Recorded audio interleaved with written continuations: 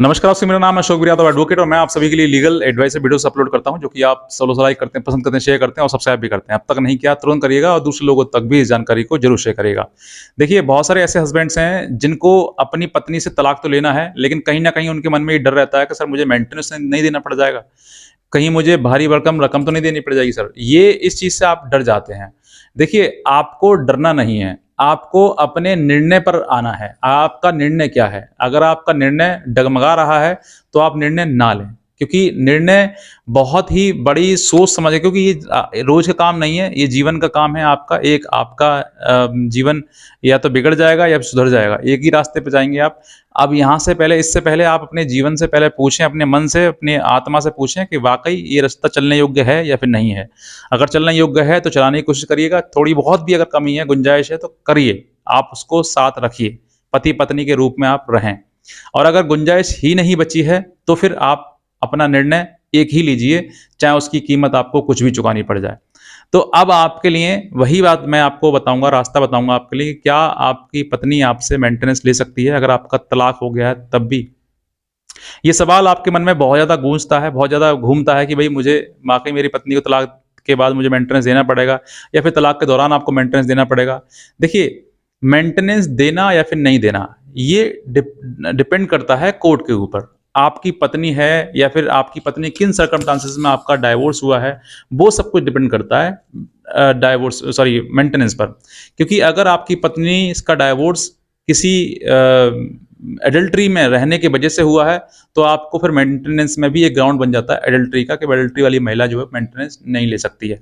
अब यहाँ पर डाइवोर्स का अगर केस डिसाइड होता है, तो डाइवोर्स अगर उसको दिया जाता है तो हो सकता है कि कोर्ट जो है आपको एक मुश्त कोई पैसा रकम देने का उसको आदेश करके जाए, क्योंकि कहीं ना कहीं वो आपके साथ में रही है और रहने के बाद जो है वो आपसे ये पैसा जो है आपसे लिया जा रहा है इसलिए भई कि भई आप नहीं रहेंगे उसके जीवन में, आप हट जाएँगे, तो फिर उसकी देख-रेख कौन करेगा? तो ये एक छोटा-मोटा हो सकता है रकम आपसे माँग ली जाए। लेकिन इस चीज़ को भी आपके ऊपर डिपेंड करता है कि उस चीज़ पर आपको एग्री करना है या फिर नहीं करना है। अब ये एक न्यायालय का आदेश है तो आपको पालन तो करना है, फ़ॉलो करना है। अगर आप नहीं करेंगे तो फिर वो महिला जो है उसकी रिकवरी करेगी और वो कोर्ट में पहुँच जाएगी और आपकी जो डाइवोर्स है वो ग्रांट नहीं माना जाएगा। बहरहाल अब अगर ऐसी चीज़ों से सामना अगर आपका होता है कि आपकी पत्नी को अपनी पत्नी को डाइवोर्स देना है और डाइवोर्स के बाद आप ये सोच रहे हैं कि सर मुझे मेंटेनेंस देना पड़ेगा, नहीं पड़ेगा, तो हो सकता है कि अगर आपका डाइवोर्स आपने आज डाल दिया है, तो उसने मेंटेनेंस केस भी चल रहा है, तो मेंटेनेंस भी आपको देना पड़ जाएगा और डाइवोर्स चल रहा है, वो चलता रहेगा। जब वो पत्नी आपकी डाइवोर्स का जो केस है, वो डिक्लेयर हो जाएगा, मतलब कन्फर्म हो जाएगा कि आपका डाइवोर्स हो गया है, तो फिर उसी डाइवोर्स का केस में कोई एक कन्फर्म अमाउंट जो है वो एक फिक्स अमाउंट जो है वो हो सकता है आपको दिया जा सकता है कि भाई ये फाइनल एलिमनी है। और अगर नहीं भी देते हैं, मान लीजिए कोर्ट का आदेश ऐसा नहीं देता है, तो आपको जो मेंटेनेंस का केस है उसमें आपको कहीं ना कहीं मेंटेनेंस देना पड़ जाएगा। पत्नी ऐसा बहुत कम हुआ है कि डाइवोर्स के बाद जो है पत्नी मेंटेनेंस मांगने गई हो, लेकिन अगर जाती है तो कोर्ट जो है उसको मेंटेनेंस देगा, क्योंकि आदेश करेगा, क्योंकि वो आपकी कभी आज नहीं रही तो कभी ना कभी तो पत्नी रही। वो कब तक देना पड़ेगा? जब तक वो किसी से शादी नहीं कर लेती है या किसी के ऊपर का डिपेंड नहीं हो जाती है, वो तब तक। ये हालाँकि ये चीज़ें जो सामने आती हैं वो आपको आज नहीं आएँगी, एक समय आने पर आएँगी। आपको आज की आज ही अगर इन चीज़ों से सोचकर आप डर जाएँगे, पीछे हट जाएँगे, तो फिर आप अपना निर्णय कैसे ले पाएँगे? तो सर्कमस्टेंसेस डिपेंड करता है कि वो किस तरीके से आपका डाइवोर्स हुआ है, किस आधार पर आपको डाइवोर्स हुआ है। 2 ही डाइवोर्स है, या फिर डाइवोर्स में या एडल्टरी पे होता है या फिर डिसेशन में होता है। तो अगर डिसेशन में होता है, जानबूझ के महिला जो है अपने घर रह रही है या वो किसी कारण नहीं रह रही है, तो फिर मेंटेनेंस का केस में फिर यही ग्राउंड बन जाता है कि भई महिला जो है बिना किसी उचित कारण के अगर रहती है तो फिर मेंटेनेंस की हकदारी नहीं है। ये फिर डाइवोर्स उसमें मेंटेनेंस केस में आता है, मतलब एक दूसरे से क्लैशिंग हो जाती है। अब डाइवोर्स मान लीजिए दूसरा ग्राउंड ये हुआ कि वो एडल्टरी में हुई है, एडल्टरी अगर एडल्टरी में अगर प्रूफ हुआ है उसका कि भाई ये एडल्टरी की वजह से डाइवोर्स हो रहा है, तो फिर भी आपका नेगलेक्ट हो जाएगा, मतलब फिर भी आपको डाइवोर्स नहीं देना पड़ेगा। अब बात आती है क्रूअल्टी की। ये 3 ग्राउंड ही होते हैं मोस्ट कॉमनली कि क्रूअल्टी के ऊपर जो है डाइवोर्स आपका ग्रांट हुआ है। अगर क्रूअल्टी के ऊपर हुआ है तो फिर डाइवोर्स में अगर वो मेंटेनेंस मांगना चाहेगी तो वो उसे मेंटेनेंस देने का आपको अधिकार मिल जाएगा और लड़की को मिल जाएगा, मतलब अधिकार लेने का, और आपको देना ही पड़ जाएगा।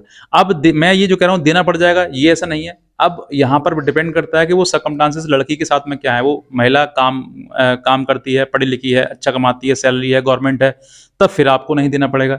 यानी कि मैं ये मतलब पूरा एक टोटल इन सब चीज़ों को निचोड़ बताऊँ तो आपके लिए ये है कि आप तलाक अगर लेना चाहते हैं और पत्नी आपका मतलब रिश्ता बिल्कुल भी खत्म हो गया है, मन कहीं पे कहीं से का आपका कोई रिश्ता बचा ही नहीं है, कोई गुंजाइश ही नहीं है, तो फिर आपको तलाक के लिए जाना चाहिए और तलाक के बाद आपको पता लगेगा कि तलाक के बाद कौन-कौन से किस ग्राउंड पर वो डाइवोर्स हुआ है। क्योंकि आपकी तो पूरी कोशिश होगी से ये इस ग्राउंड पर डाइवोर्स हो जाए, इस ग्राउंड पर डाइवोर्स हो जाए।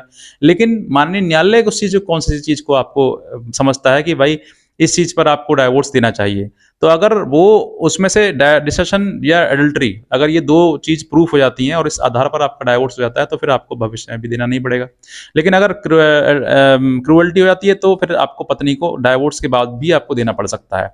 तो ये भी डिपेंड करता है कि वो मतलब सर्कमस्टांसेस कैसे हैं। वहाँ पर भी जहाँ पर महिला सक्षम है, तो वहाँ पर भी आपकी आवश्यकता नहीं पड़ेगी। रजनीश वर्सेस नेहा में भी ये चीज़ें स्पष्ट रूप से क्लियर कर दी गई हैं ऑनरेबल सुप्रीम कोर्ट के जजमेंट में।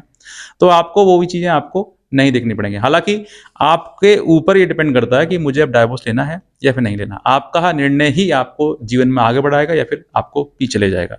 तो बस मैं इतना कहना चाहूँगा, अगर आप नए हैं तुरंत सब्सक्राइब कर लें इस चैनल के लिए। और हाँ, एक चीज़ और इम्पोर्टेंट मैं आपको बता दूँ, अगर बहुत सारे ऐसे भी मेरे पास सवाल आते हैं कि सर हमारे पास वकील जो है वो बात नहीं समझते हैं, वो नहीं सुनते, अपनी मर्ज़ी करते हैं या फिर अच्छे वकील नहीं हैं, अच्छे वकील चाहिए। देखिए, अगर आप किसी भी स्टेट से हैं, कहीं से भी हैं, अगर आप चाहते हैं कि मैं कुछ मतलब सीखूँ, कुछ जानूँ या फिर आप अपना मुकदमा खुद लड़ना चाहते हैं, तो आप खुद भी लड़ सकते हैं। आप तो इस तरह की हेल्प अगर आप चाहते हैं, तो हम आपकी हेल्प भी कर सकते हैं। और बाकी बस इतना ही कहना चाहूँगा, अगर आप नए हैं, तुरंत सब्सक्राइब कर लें इस चैनल के लिए और दूसरे लोगों तक ज़रूर शेयर करें इस वीडियो को। आज का वीडियो देख लिया, आपसे बहुत धन्यवाद।